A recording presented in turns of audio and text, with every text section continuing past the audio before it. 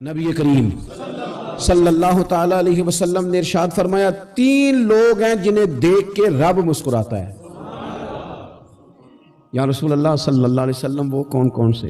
تو محبوب فرمانے لگے ایک وہ بندہ ساری مخلوق سوئی ہے، آدھی رات ہے، رات کا پچھلا پہر ہے، اس نے اٹھ کے وضو کر لیا، مصلی پہ کھڑا ہو گیا خدا کی یاد میں، فرمایا اسے دیکھ کے رب مسکراتا ہے جو اس کی شان کے لائق ہے۔ مسکراتا ہے اللہ، یہ تو سونے کا ٹائم تھا، یہ تو گہری نیند آنے کا وقت تھا، رات کا پچھلا پہر، رات پوے تے بے درداں نو نیند پیاری آوے تے درد منداں نو یاد سجن دی ستیاں وی آن جگاوے، اور ساون کی کالی راتوں میں جب بوندا باندی ہوتی ہے وہ راتوں کو اٹھ اٹھ روتے ہیں جب خلقت ساری سوتی ہے، اللہ مسکراتا ہے۔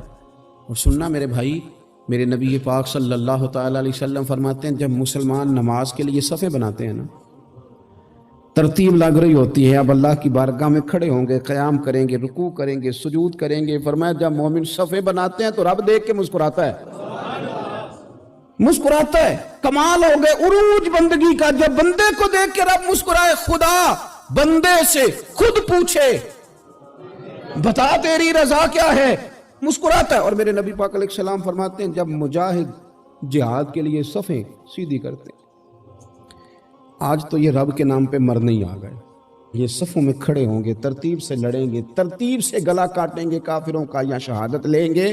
فرمایا جب جہاد کے لوگ صفیں بناتے ہیں تو رب انہیں دیکھ کے مسکراتا ہے۔ کتنے نصیبوں والا وہ بندہ ہے جسے دیکھ کے مسکرا دیا۔ او یار کبھی تیرا بیٹا تیرے سامنے مسکرائے نا چھوٹا تو تیرا دل باغ باغ ہو جاتا ہے، تیری ماں بیمار کسی ایک دن صحیح طرح ہنس پڑے تو طبیعت خوش ہو جاتی۔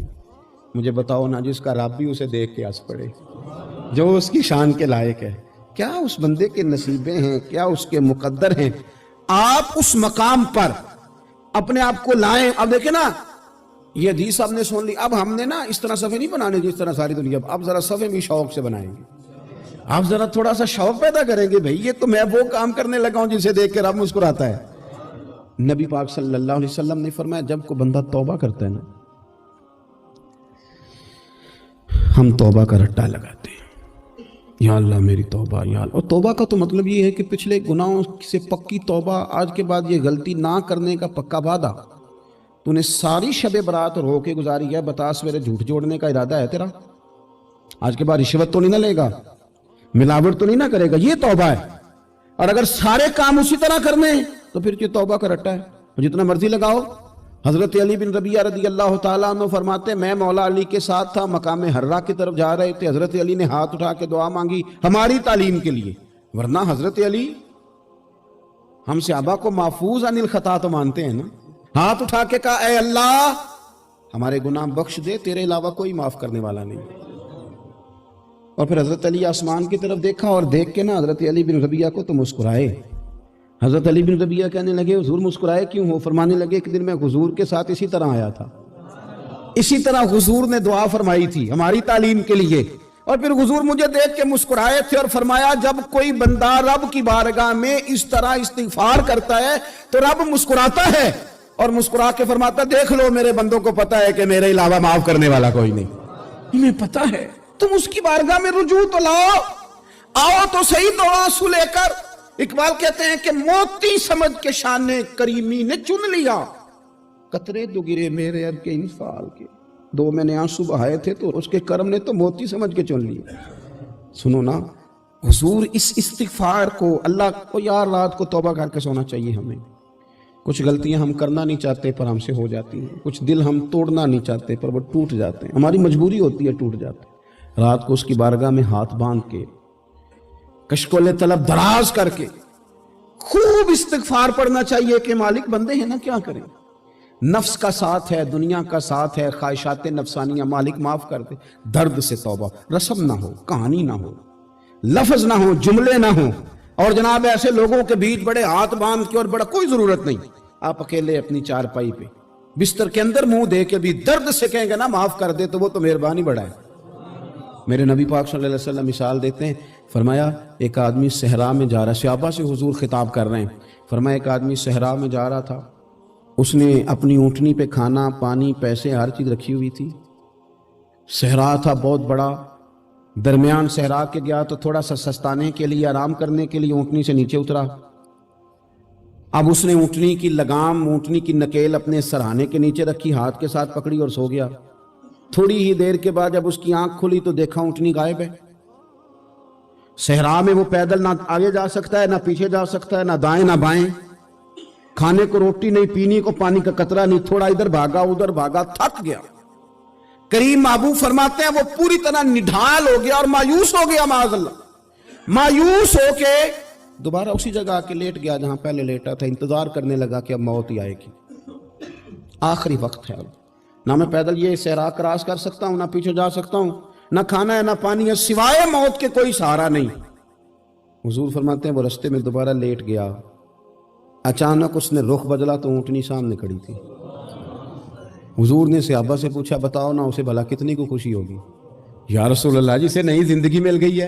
حضور فرمانے لگے اسے کچھ بھی خوشی نہیں ہوئی جب کوئی رب کا گناہ گار بندہ آ کے توبہ کرتا ہے، رب کو اس سے کئی گنا زیادہ خوشی ہوتی ہے۔ میرا بندہ آ گیا ہے، میرا بندہ آ گیا ہے، میرے گھر آ گیا۔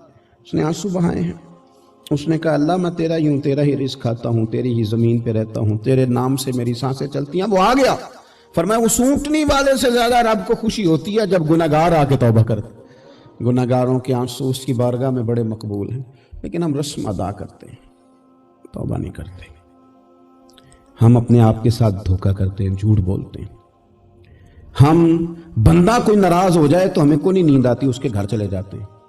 ہم اپنے سارے رشتوں کو، تعلقات کو مینٹین کر کے رکھنے کے عادی ہیں۔ ہمیں پتہ ہے کہ وہاں میں نہیں جا سکا تو بیٹا بھیجتا ہوں، فلاں شادی پہ میں نہیں جا سکا تو بھتیجا بھیجتا ہوں، بھائی بھیجتا ہوں۔ ہر تعلق کا ہم نے خیال رکھا کوئی روٹھ نہ جائے،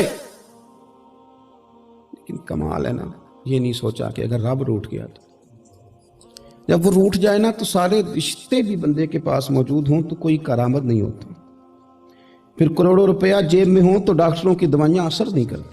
وہ روٹھ جائے تو پھر انسان اس طرح سے پھسلتا ہے کہ بڑے بڑے اس کے پاس دروازے ہوتے ہیں پر کسی جگہ اس کا ہاتھ نہیں لگتا۔ خدا را سنو، نبی پاک صلی اللہ علیہ وسلم کے پاس مہمان آ گیا، بخاری مسلم ہے۔ حضور نے ازواج مطہرات کے گھروں میں پیغام بھیجا، کچھ چیز ہے ضیافت کے لیے؟ یا رسول اللہ کچھ بھی نہیں، یہ دو جہاں کے شاہ ہیں اور پاس کچھ رکھتے نہیں، دو جہاں کی نعمتیں ہیں ان کے خالی ہاتھ میں۔ یا رسول اللہ کوئی چیز بھی نہیں۔ حضور نے صحابہ کے مجمع پہ نظر ڈالی، یا رسول اللہ صلی اللہ علیہ وسلم حکم ہو، تو حضور فرمانے لگے تم میں سے کوئی بندہ ہے جو اسے گھر لے جائے روٹی کھلائے؟ ایک صحابی اٹھے فوراً، حضور میں لے کے جاتا ہوں کھانا کھلاتا ہوں۔ فرماتے ہیں میرے گھر میں صرف بچوں کا کھانا تھا،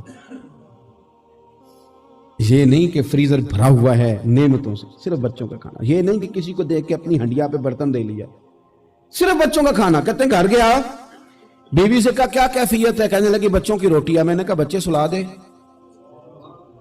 صبح ناشتہ کر لیں گے۔